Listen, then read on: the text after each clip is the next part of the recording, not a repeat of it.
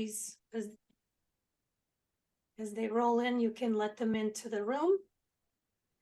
Hello, everyone. Again, welcome. I am absolutely thrilled that this topic generated so much interest. There was so much interaction on the potential attendees side of things, even as people were registering.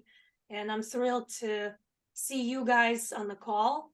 Thank you for joining despite your busy lives. And we have an international audience joining from all over the world and all over US. So welcome. I very much appreciate your time.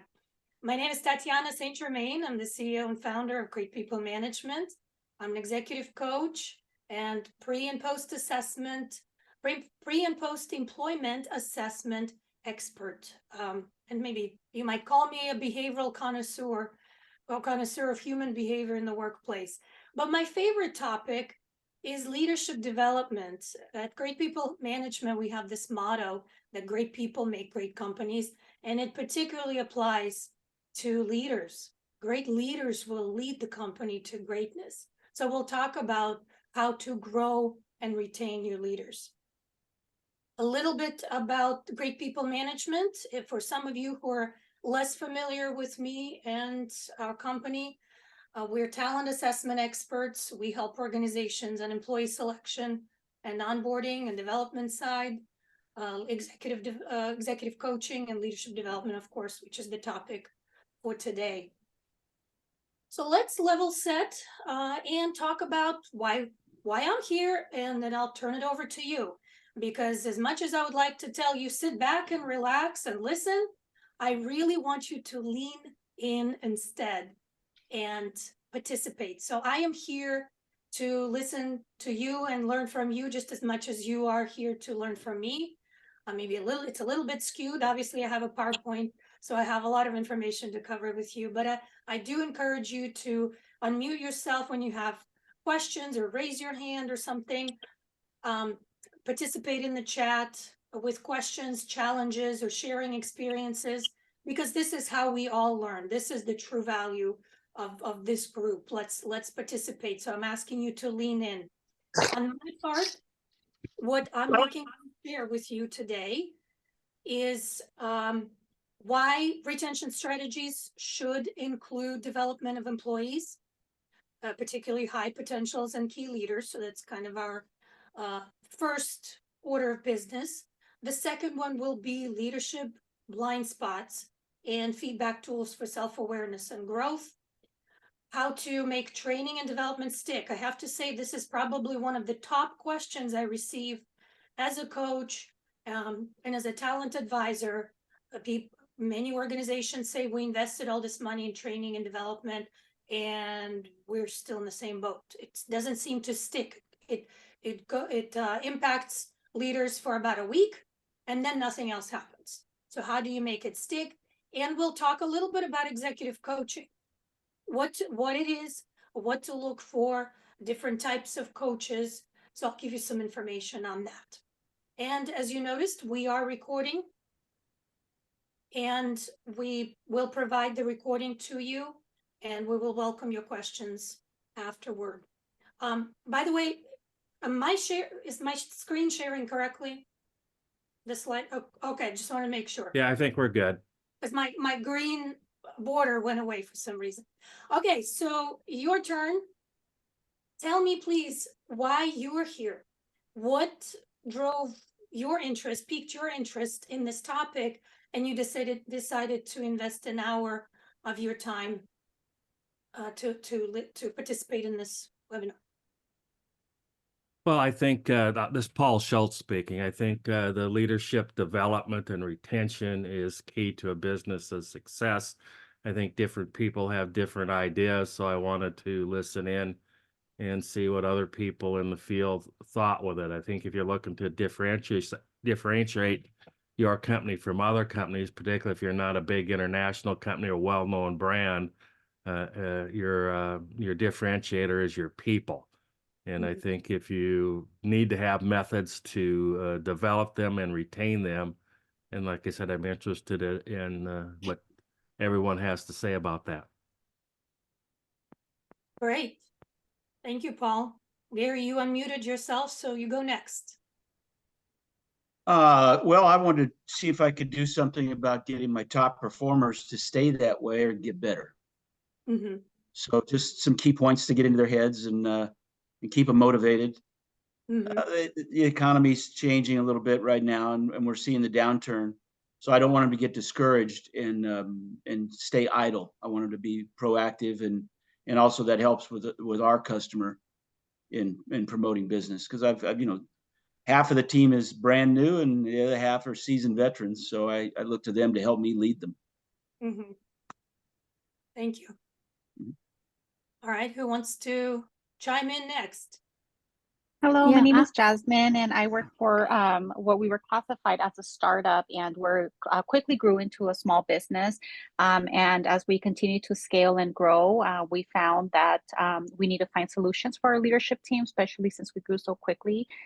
So I'm eager to kind of just take a look at different sort of leadership development strategies that we can implement, and since that is a big goal for us this year. Perfect. Thank you, Jasmine. Yeah, I'm a life coach. I'm a former university professor and myself leader within academia, and now I'm a life coach.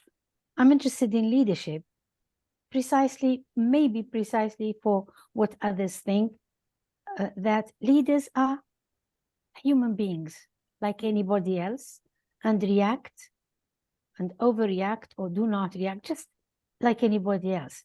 My question for coming tonight is, are they different? Mm-hmm. Or are they similar to any one of us? That is so true.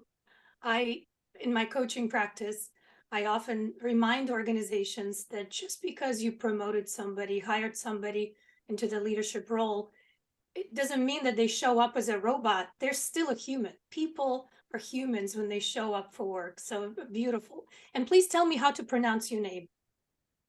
Please feel free to pronounce it the way you like, because it's a name difficult to pronounce. It's an Arabic name, and the slight difference here and there makes it completely different. But all the meanings are the same. Mohiba is something with an O. Mawhiba is a gift, a divine gift. So I like Muhibba is a loving person. So please feel free to pronounce it the way you like. It always works with me. Mohiba is fine. Thank you, Mohiba, so much. All right, let's go to Leanne. Oh, you're muted. Oh, good. There you go. I was just very intrigued. Actually, I was very intrigued by meeting you at a networking event. Yeah. And I thought that because I was very intrigued by meeting you and talking with you, that I wanted to learn more about what you do. And I thought that because you were intriguing, that this would be very intriguing as well. So it just piqued my interest. So I thought I just wanted to sign up and look more into what your organization does and what you do. And that's why I wanted to kind of come and join for the afternoon with you. Thank you so much, Leanne. My pleasure. Mark Gibson, let's go to you. You could unmute yourself. Yes. Can you hear? Oh, you know what? I'm sorry. My camera's not even. I thought there's a screen. Okay. There you are. Can you guys hear me? Sorry. Yes. I currently work for a pharma, and we're in a period of growth, right? In the next few years, we want to, kind of almost double our size. So for me, leadership is, it shapes the culture. So looking for ways, strategy. I really love how to make it stick, those type of things, so that as we grow, we keep, the culture that we currently have. We're kind of like a mid-sized pharma. I'm not saying we're going to big, but we don't want to lose that feel. So I think it starts with leadership. So that's why I'm here. Awesome. Welcome. Well, stick around and please chime in throughout the presentation. Yes. On chat. Okay, let's see. Shauna?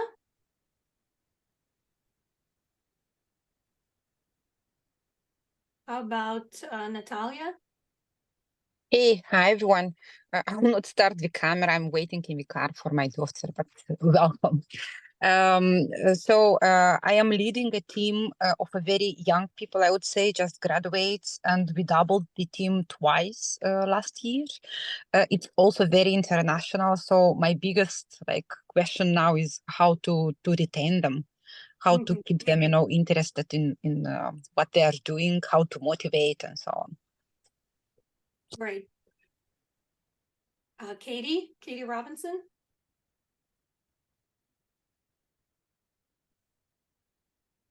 Hello, I'm here because I am a student nurse and I'm currently doing a module on leadership development and management. So it piqued my interest in terms of it might help with my module and my assignment. Awesome. Oh, that's fantastic. Well, feel free to reach out afterward to any of these amazing leaders on the call.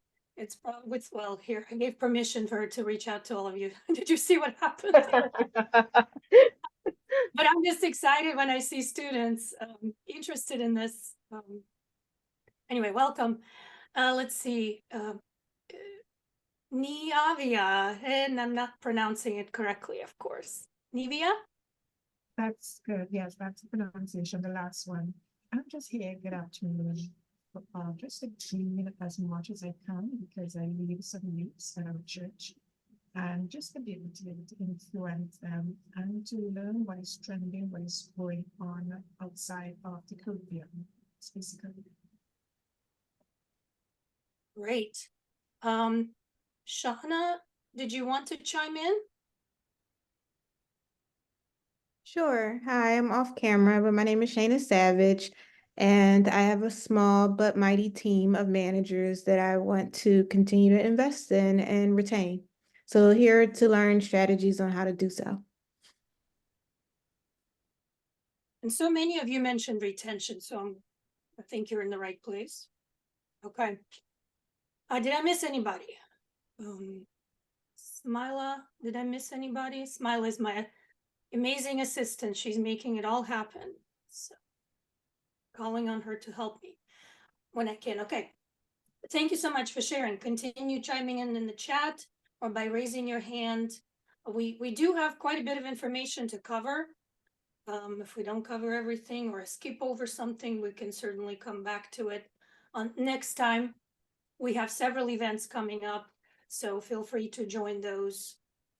So first, why retention strategies should include the development of employees, especially your leaders and high potentials. So you identify your leaders and high potentials, and then you develop them. Well, naturally, the business case for leadership development is something that you guys just made. It is extremely critical, and it's common sense. It's common knowledge. Any person around the world who's ever worked a day in his or her life worked for someone else, and they had a boss at some point. We all had a boss. The relationship with the boss probably impacted your success and the longevity in that position. So there is a direct correlation between leaders' ability to lead and employee productivity and then employee retention. We see that. And actually, but don't take my word or my observation. Let's see. We can look at some smarter people than me. Research firms, actual research firms around the world, globally, universally admit that or find that people don't quit companies, they quit their managers, and recently their colleagues too. So team dynamic plays into that as well. Bosses and colleagues and best-in-class organizations invest in their leaders, and we find that that's a key to their success. And the statistics are staggering. Companies that don't develop their high potentials and leaders have to absorb tremendous costs. And that's just not just in turnover, and it's also lost productivity, morale, engagement. And we're talking millions of dollars in lost revenue, increased costs. So some of these statistics are kind of insane. Nearly 2/3 of millennials feel free their leadership skills need more development. From my personal research and observations working with my clients, I see that the new generation, the younger people, don't know what they don't know, but the one thing they know is they want development. And we cannot ignore them. They're asking to be developed. So providing them very clear career paths and growth opportunities is absolutely critical. And we'll talk about how you can do this in a very authentic way. American businesses are actually spending billions of dollars on leadership development. And yet, 77% of those businesses, maybe not the same ones that participated in the other statistic, say they're missing the mark on leadership, probably because it doesn't stick. And that's the topic, one of the topics we will discuss. And then when we look at the future of work, we have to continue to navigate this hybrid workplace environment, when we still have fewer candidates per job. So that's just a fact of life currently.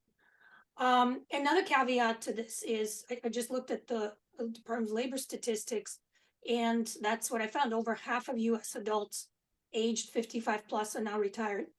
So think about what is happening right now. We are leaking a lot of experience, a lot of wisdom, a lot of maturity, and executive presence in the workplace. And new leaders, again, they simply don't know what they don't know. They're not bad. They just come with different beliefs, different set of values. And it's important to customize your conversations, customize every interaction to each person, because each person is unique. We were all born unique and different. And so when you approach, whether it's development or career pathing or any conversation with an individual in the workplace as a one size fits all, well, let's just put everybody through XYZ program, it just doesn't work. They resent it, because we need to look at each individual. It seems like an unsurmountable task, but I will show you how you can actually do it. Let's see, I'll just pick a few here. 83% of organizations agree on the importance of fostering leadership development. This is what brought us all here on this call, so that's good. But for some reason, only 5% of companies fully embrace leadership development programs. So I always wonder why. And if you have an idea, feel free to put it in the chat. I'm curious to see if you have any ideas. It's like people are talking about leadership development. They say, oh, it's important and all that, but not many fully embrace it or invest. Let's see what else we have here. Well, the top one is an interesting one. 10% of people are born natural leaders. Only 10%. So what do we do with the rest of them? We develop them. And what employees care about, this impacts retention. I had a whole presentation on retention strategy, so I just picked out a few things, a few statistics there. McKinsey & Company, throughout COVID, the last 3-4 years, have been tracking what people care about, and they found that they care about interactions, not transactions. And this is why no matter how much money you threw at people, it still didn't impact retention. I don't know if you've experienced it. It's not about the money, it's about being valued by the manager, having a potential for advancement and clear career growth. And again, we're back to the same thing, growth and development, growth and development. That's what people care about. This was a slide that I used in that talent retention presentation. These are all the things that my clients told me about that they've tried. And that's across many industries, probably 1,000 organizations.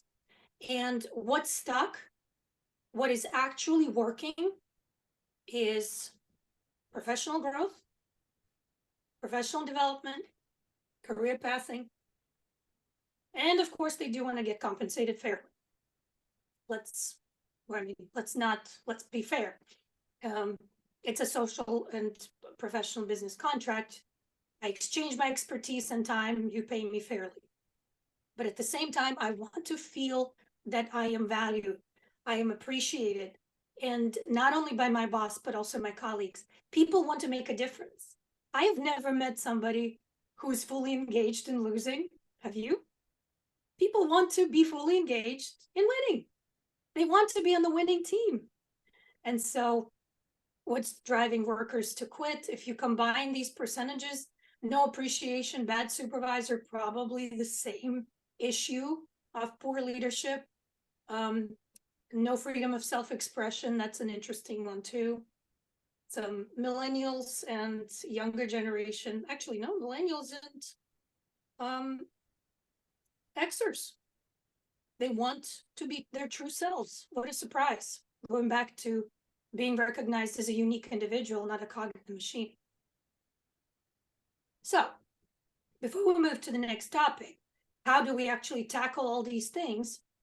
Some things to ponder, and we're not going to sit here and ponder those things. I just compiled a list of questions that might pop at you, and you may start thinking in those terms, kind of setting the stage. So in your organization, whether you're a startup, a new company, fast-growing company, or established company, global company, or local company, nationwide company, think about your leaders. Like, do you have some that should not be leading? Do they perhaps they don't have a license to drive, license to lead, and you need to either train them or train them out?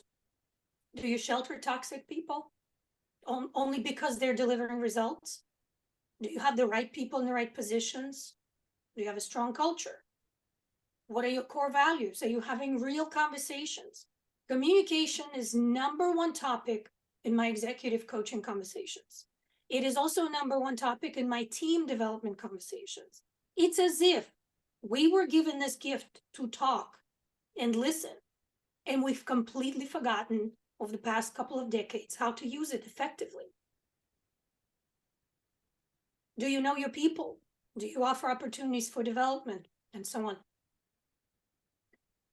So let's talk about, by the way, I'm going to pause here before we jump to the leadership blind spots and the tools that you can use to address these issues.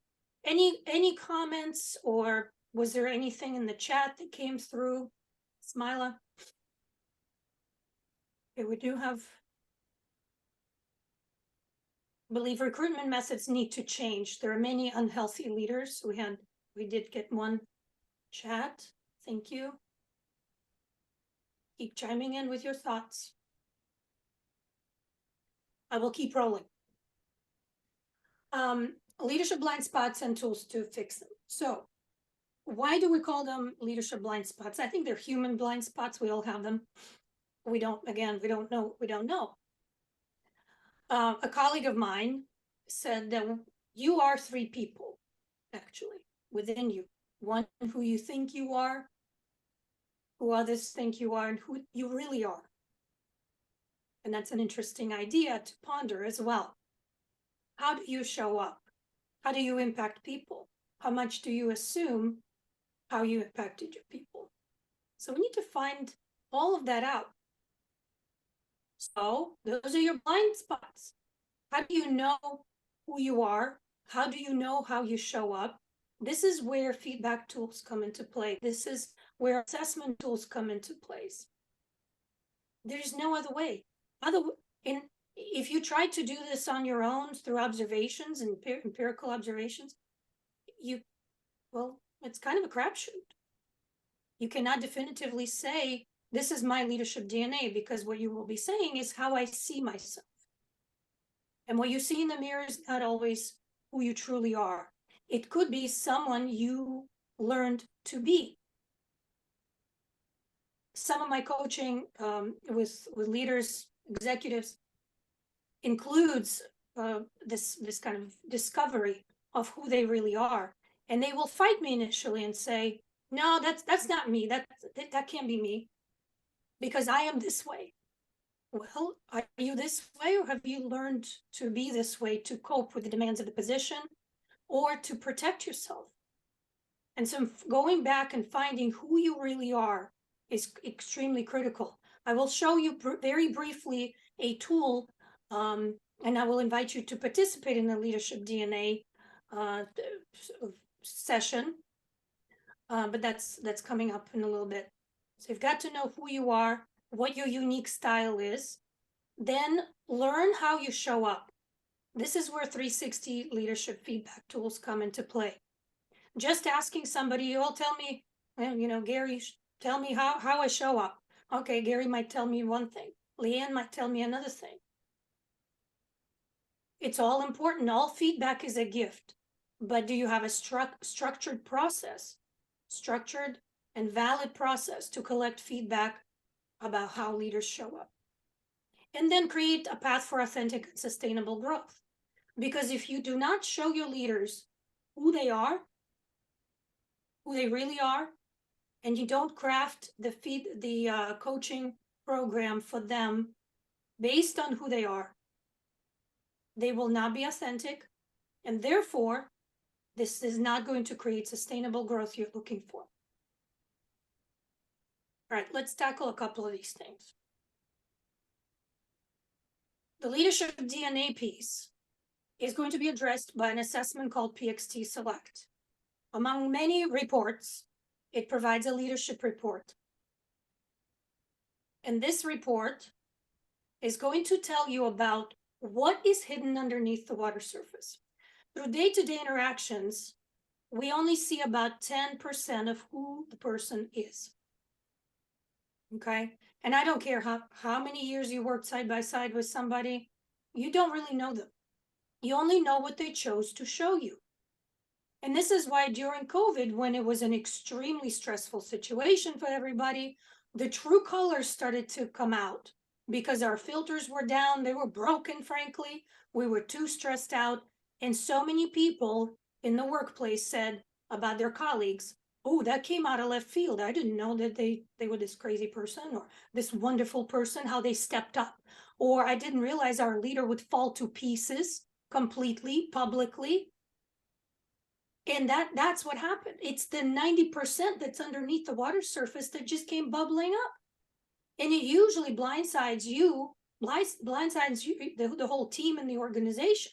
If you didn't know, you didn't know. It just shows up later at the most inopportune moment. So people are like icebergs. Just remember that. Don't take it for granted that you know somebody. Don't tell yourself that wonderful story that helps you sleep at night. That, oh, I know my friends. I know. You don't even know yourself at as deep a level as we can discover with this assessment. And that's not me talking about this. This is what my clients tell me. I've been doing this for 20 years and they all just blown away. So what is underneath the water surface? Is there potential or perhaps lack thereof? Not everyone is made to be a leader. You saw that statistic earlier, only 10%. I don't know how they figured that out, but only 10% of people are born natural leaders. Learning style, how they communicate, how they problem solve. Wow, that's an impactful one because so many positions require complex problem solving. Other positions require some basic problem solving, but all of them do. Perhaps it's a sense of urgency we're looking for, initiative, adaptability, assertiveness, ability to have tough conversations. What motivates them? At the end of the day, if they won the lottery, what's going to make them stay? Is this work, will this work give them the outlet for what they're looking for? In a way that it doesn't even feel like work. They just love 80 to 90% of what they do. So their talents and their challenges. When we talk about talents and understanding and measuring talents and challenges, I actually had I met somebody in my network here in Milwaukee who talks about it, this interesting concept it's about the future of the workplace. So he said, we need to learn how to unleash talent in the organizations. And so we had this conversation about, well, how do you know what talents are with each person? Well, you've got to measure them. So once you measure and you have that information, you can then unleash those talents in the organization, put them on cross-functional teams, engage with them on a personal level to understand what they're looking for. Just because John and Bobby and Tommy want to grow and become a manager doesn't mean that, you know, Mark and Paul want to grow as well. We need to know what they're looking for, what their challenges are, and then set people up for success. What PXT measures, and we call it a total person evaluation because it has 20 measures. It's very comprehensive. It has 3 sections and it has 20 measurements total. It will tell us all about those behavioral traits, cognitive measurements, how they reason and problem solve, communicate, and what motivates them, and how they choose to engage with people. And will they fit the job? What is their unique leadership style? That's the next thing. So once we have their measurements, once we have their scores on these 20 measurements, then we're going to put them in these 6 leadership skills. And the narrative of the report will tell you and will tell the leader what is their unique leadership style. You know, there's so many leadership philosophies out there. There's books, there's a lot of information on leadership. And it's easy to kind of subscribe to one philosophy or the next philosophy, but we don't talk enough about the unique leadership approach of each person. Everyone has their own management and leadership style. So this one helps us tackle that. And then the next question is, okay, so this is your style. What are the strengths associated with that style? And what are the weaknesses associated with that style? And then how can you set yourself up for success more often and mitigate the weaknesses by perhaps leveraging other strengths on the team? And when you work on a complementary team like that, when you have information like this, individual weaknesses become irrelevant. But it all starts, all these wonderful things start with information that PXT gives organizations, well, and individual leaders. So now you know, now you can make better decisions because you have better information. And the most important thing here, why this works, is because it's authentic. Because we did not impose another leadership philosophy on this leader. We said we want to know what makes you tick and what are your strengths associated with your style. And then we can work together to develop coaching steps, action items that are going to be authentic and custom tailored to you, what you want to achieve from career and from life based on who you are. And that's what is going to be helpful in making it stick and building new habits.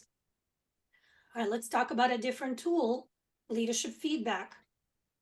This is all about understanding how you show up, understanding how other people see you. Sometimes it's a matter of visibility. In your head, you're telling yourself you're a wonderful leader because in your head, it's a pretty picture. But does it translate? Are you achieving the results? And you cannot control other people. All you can do is ask for feedback. Everything's a matter of perception. 360 tools are perception-based, and they're often dismissed as just that, perceptions. I've worked with plenty of leaders who are dismissive of 360 feedback because they say, you know, it's just people, they think these things. And I don't care what people think. I am who I am. I don't care what people think. And frankly, people are just stupid. And that's a direct quote from a German engineer that I worked with probably 20 years ago. So that was an interesting conversation because I thought, so not a growth mindset here. But he turned around. Yeah, he came around to understand what this feedback was all about. So why do we need 360s? Leaders need feedback and perspective. We all are ships in our own bottles. We all live in our own heads. We need perspective and we need feedback constantly.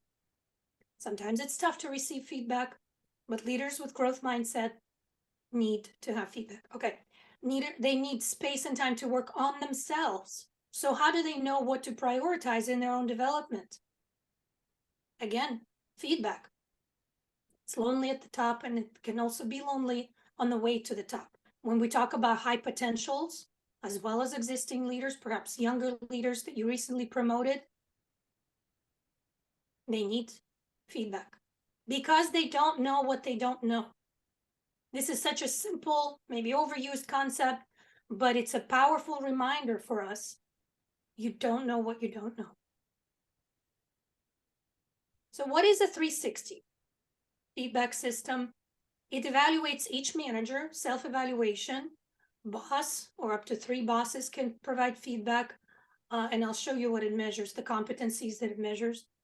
Direct reports, group of direct reports, group of peers, and we can include another group of others. Could be the board, or could be clients, could be internal customers, could be anybody. I do 360 on myself, and I include my clients in that other group. Let's move through this. What measures? We look at communication, we look at leadership, adaptability. Remember, I said this is one of the key components, future of the workplace, or future of work, and future of leadership. Relationships, task management, production, development of others, and personal development. These are the 8 universal leadership competencies. They did not come about randomly or by accident. This came about through many years of research and validation around the world with leaders around the world with different industries. And so that's why we call them universal leadership competencies. And they're made up of 18 skill sets that are underneath them. I have a whole presentation. Well, it's a 30-minute quick presentation on 360 feedback tool and another presentation on PXT Select. As a quick demo, if you want to join one of those, feel free. And I think we also have a couple of recorded ones, so you can take a look. And I'm here to answer any additional questions you may have. But in those demos, we dig a little deeper into what to look for in a 360 tool and the different types of 360 tools. They're not all created equal, what type of reports available, etc. So I just don't want to spend too much time on this today. Unless there is a specific question, feel free to pop it into the chat. Why do we combine a Great People Management? We always recommend combining the Leadership DNA, PXT Select assessment with 360, because perception can be reality. We want to understand if perceptions are rooted in reality. How this works, so I have a snapshot here. Let's say, this is real feedback. Let's say on 360 feedback report, on communication competency, listening to other skill set, the leader receives a lower score from the boss. Direct reports only gave them sometimes. So he or she sometimes encourages others to share ideas and concerns and listens openly to all viewpoints without interrupting. Well, sometimes probably doesn't hack it, but we want to understand if this is rooted in reality of who the person really is, because we need to know, as you're crafting the unique development plan for that particular leader, you need to know, are we changing a perception? In other words, is it just a visibility thing? Or are we changing a habit? You notice I didn't say we're changing a person. People do not change. People change what they do to be better. If you try to change a person, it's an attack on who they are. When you think of it logically, you realize, wow, never thought of it this way, but it is true. So development and growth that we're offering our leaders, high potentials, and all the rest of your employees should not be an attack on who they are. So of course, you first need to understand who they are and then offer the growth that's authentic. We're just changing what they do. Anyway, on PXT Select measurement, we see that this individual actually has quite high pace of work. They're a multitasker. They could chase shiny objects on occasion. They could be distractible. So it may be difficult for them to sit still. They're also quite assertive. So in this case, it could be rooted in reality of who they are. But now they're aware of how they show up. They also know that these are just natural tendencies that they have. And now they know that they don't serve these tendencies and reactions don't serve them in their leadership. So how can we create a strategy that works for them to improve that perception so that they can achieve better results?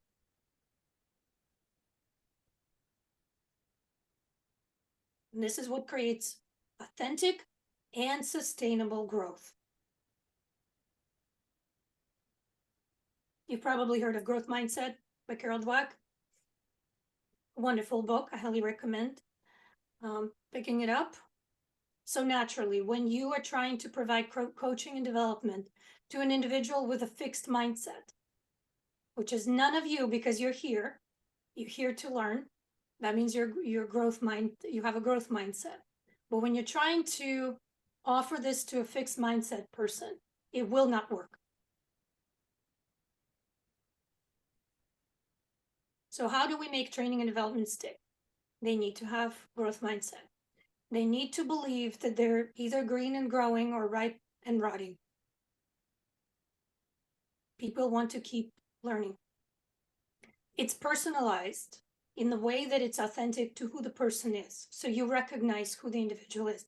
And it goes back to the assessment. And in my case, with my clients use PXT Select. And then provide ongoing coaching and mentorship.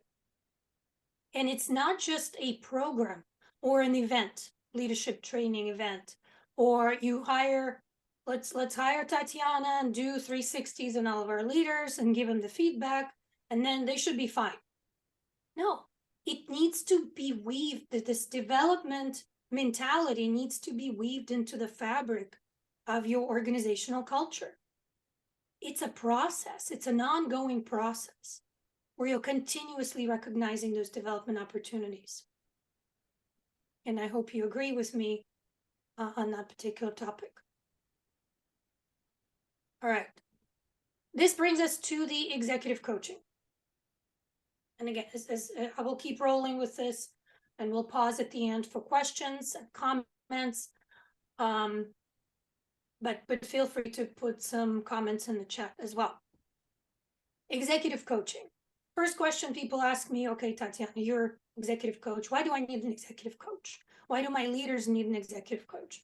We already touched on this a little bit earlier. Everybody needs a perspective. Self-awareness. You need to know what is working and what's not working. You need someone to challenge your way of thinking. You need to create accountability. And that accountability partner, the executive coach, by the way, is typically an outside perspective, and it's an outside person. They see things that people inside the company don't see. And because we meet on a regular basis, of course, that creates the accountability. You can't put it off. You're going to see me every 2 weeks anyway, and I'm going to be asking some tough questions. Authenticity. We want to craft your own path. I am here to help you achieve what you want from life and business, but in an authentic way. Find your own path. I find that that's the reason why so many leaders do not continue with their development. So many organizations struggle with making that development stick. It's because it's not their own path. We are, if you think about it, this day and age, we're surrounded by information. We have TED Talks, we have wonderful leadership books, self-help books. There's so much information out there. And yet, even when you know what's good for you, just as a person, forget leadership, just as a person, you know what's good for you and you're still not doing it. Why is that? Well, because you don't know how to connect the dots. So you need a guide. How do we connect the dots? So I want this because I know this is good for me. How do I get there? How do I get from point A to point B? And sometimes I will challenge them on that direction. What if point B is not where you want to go? Are you sure? Just because Sally next door did it and it worked for her, doesn't mean you should be doing it. It has to be authentic. And I like this quote, you don't build a company, you build your people. You develop your people at all levels. And then they are the ones who build your company. For years, I've been saying in my business, I've been saying that you cannot have a company without people. And it was just kind of this ethereal notion for most folks until COVID hit and 50% of the workers walked out.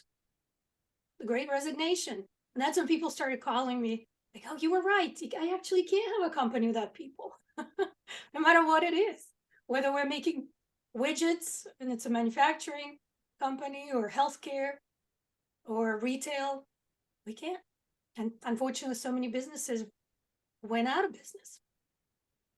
I'm going in the wrong direction, I feel like. Okay.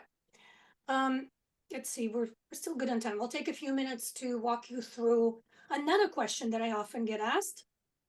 What is the difference between a mentor and a coach?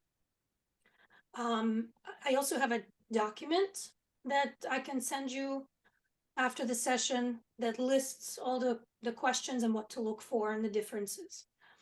A mentor is typically somebody inside the industry. So they're saying, let me help you because I've been where you are now. So it's let me give you a hand up and share my experience, do as I did type of thing. A trainer, more of a performance coach. Here are the skills, here are the strategies, here are the things that work for many people. Try those. And then the coach may incorporate both what mentor and trainer, performance coach are doing, but it's more about the inside out work, removing the limiting beliefs and internal barriers to building a new habit. Just before this session, I had a networking breakfast with a colleague, and he's a business coach. And he said, he was talking to me about a client he's working with, building some communication, some skills around communication with one of his clients. And so he was listing all the things they're working through. And I said, well, what I work on is those things, but understanding why the person is not doing it. What is authentic to them and what is not? What are the limiting beliefs and internal barriers that exist that we need to work through for them to build this new habit? Because I'm interested in transformation, transformational behavior, not something you learn and forget about. And that's why executive coaching is so powerful. And when you have coaches assigned to your leaders periodically, you get better results. You have better sticking power of all coaching and training programs. Most companies that I work with conduct like a leadership development program. They send their leaders to a conference and they come back with all these ideas, buzzing with ideas, and then they bring in coaches. They assign them coaches because we want to whittle out what is it that that's going to be critical for each person for their success and growth, and then develop it, make it part of themselves. Knowledge, I heard, and I think it was some random movie, actually, a quote from a movie. Knowledge is a rumor until it lives in your body. So you want to take that knowledge and make it live in your body, become part of who you are. And that's what coaches help you. Questions leaders should ask themselves, and this is something that I can email you, but there are many things around that growth mindset. What do you want to accomplish? What are you prepared to do the work, period? What results you're looking for? What's your definition of success? Kind of those internal questions that they should think through. In addition, these are some of the questions that leaders should ask their coach as they're vetting their coach. If they have an opportunity, it was not assigned to them, but they have an option to vet their coaches. It needs to be really synergistic kind of relationship because it can get very personal. I would like to invite you to the Leadership DNA Lunch and Learn workshop on February 27th. So either scan this or you are all familiar with my website, greatpeoplemanagement.com. Click events tab and you will find information about this event coming up. This is a unique event. I only offer Leadership DNA workshops for my clients. So I'm trying something new here and we'll see how this works. It's limited to 15 people in this cohort. We'll see how this works, and I hope to offer this in the future, additional cohorts. But I just wanted to let you know that this is coming up. And now I would like to open for questions. And actually, before we open for questions, let me put this up. If you're not connected with me on LinkedIn, please connect. Follow our content, follow Great People Management. My wonderful team, posting research and a lot of good information on LinkedIn. And don't hesitate to reach out to me if you have any questions, if you want to continue this conversation or ask me about something different. All right, I'm going to stop the share so we can all see each other. And let me start with the chat. For the people, Leanne said, for the people the training doesn't work for, is there a distinction in this presentation between a manager and a leader? Leanne, can you elaborate a little bit?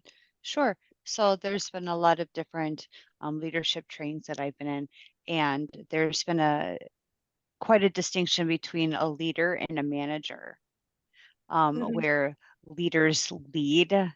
They provide those training opportunities for individuals or for their employees. They don't want to they don't want to manage. They want to be that leader, if that kind of makes sense, where the managers manage their employees. They're more controlling. They're more very focused on the employees and micromanage them, and they don't want to see them at their best. Yes, and people don't, from what I understand, people don't like being managed either. Correct. But there is that very much a distinction between managers and leaders. And we've had both. We've all had both in our lives. And that's why a lot of people, when they say they don't quit the company, they quit the manager or they quit the boss. And we can all think of a boss that we really had a wonderful boss and we had a really terrible boss. So when you started talking about it's not the right path, some that made me think of, were they a manager or were they a leader? Because a lot of times leaders want to be educated. They want to grow. They want to continue because they want what's best for their people, best for their employees, best for their team, where managers don't want that. There's a lot of that negativity. So that's why I presented that question. Is there a distinction between the managers and the leaders? Absolutely. I think the aspiration is that we put in supervisory positions and above, we put true leaders with leadership potential and growth mindset. Managers are typically the ones who enjoy being part of the bureaucracy, part of the hierarchy. And I would highly recommend a book, Humanocracy. I'm actually halfway through it, and it speaks to that. Bureaucracy in the workplace kills imagination, sense of urgency, self-accountability, ownership. It promotes this mentality of, oh, that's not my job.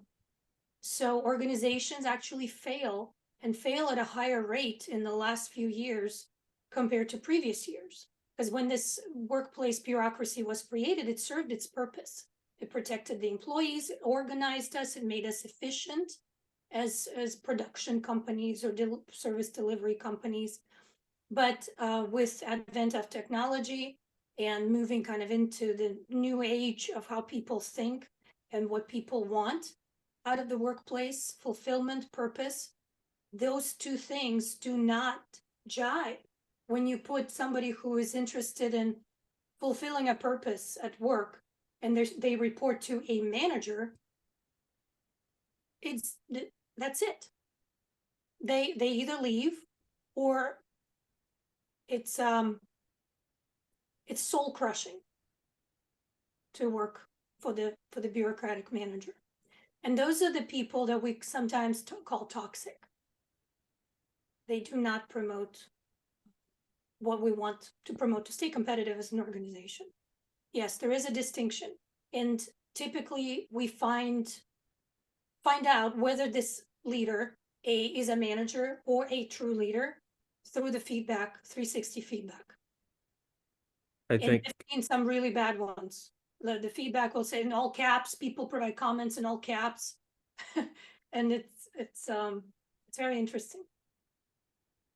I was just gonna add that, part of those that are true leaders' job is to get the managers or those that are tasked with integrating or completing objectives. And part of that jobs of the leaders to identify those managers who are micromanagers or toxic and move them on out. And I think sometimes managers get a bad one because they are the integrators or the ones responsible for accomplishing tactical objectives. And sometimes maybe do it too much yourself instead of allowing your team to do that. To me, that comes back to the leader again and the proper leadership mindset. And going back to what I'll butcher Titania's name too, to continue the trend here, is that I think everybody needs a coach, whether you're a leader or a manager, because you need that perspective. One kind of, as you've alluded to throughout this seminar, sometimes we get ideas in our heads or thoughts in our heads who we really are, and it's nice to have that outside perspective that Titania just gave us today, that it make us think about what we're doing a little bit instead of that internal mindset is now how everybody sees us. Thank you. Couldn't have said it better. Thank you, Paul. I Another think question? you're buttering me up there a little bit because I think you could say it 5 times better. You're just being courteous. I love the feedback. That's how we learn, like I said. So with everyone chiming in, it's super helpful. So I do genuinely appreciate your comments. Katie asked if I would be sharing the slides. Yes, and do you have suggestions for further reading I could look at? I think I mentioned quite a few books here, from Core Values to Humanocracy to Growth Mindset by Carol Dweck. Those come to mind immediately, but certainly Katie, I do have your email address, so if anything else comes to mind, I will be sure to suggest. Did Yeah. you say you're going to be sharing the slides? I didn't quite catch that all. Yes. Okay, thank you. I appreciate that. I have a claim that it's wonderful for a leader to feel I am exceptional, I am a superhero, but maybe the less he or she does this, the less lonely and the less accountable he might feel after all, because there's always a price to pay. The more you get closer to the others, and the less accountable, the less uniquely responsible for anything you are. So if a leader can discard that claim to exceptional, we all are exceptional. I think of the unskilled worker, the way he cleans the floor. It must be something exceptional that a leader couldn't possibly do. So we are all exceptional, just on a joking note. But it's true that there's exclusion at the top. There's loneliness at the top. If we don't, it's for us to go down. The others are not going to climb up. They would be ridiculed. But when we go down, everyone is happy. We are less lonely. We do feel our humanity. This is not utopia. I felt it as a leader. I felt it as a follower. I felt it as someone being led. So that's it. That's it. And I have in mind what I call the round table leader, the one who sits at the round table and discusses, not from that high position, but just like anyone else. He has skills that no one has. And anyone has skills that no one else has. That's my feeling about leadership. And I think it's mandatory what you're talking about in order to stay competitive and to promote adaptability and innovation. Innovative ideas usually come from the middle, from the bottom, because these are the people that are impacting, that are working on the production line. These are the people that are talking to the customers face to face, and the top leadership have this big picture strategy, big strategy approach. So they may not know everything that's going on and what's possible. And so, yes, I agree with you. There has to be a flatter approach to the hierarchy that gives an opportunity for everyone to bring up innovative ideas. All right, thank you so much. If you have other questions, don't hesitate to reach out to me with those questions and I will respond to you. But I do want to be respectful of your time. Thank you so much for participation and have a wonderful evening or the rest of your day. Thank you. Thank you.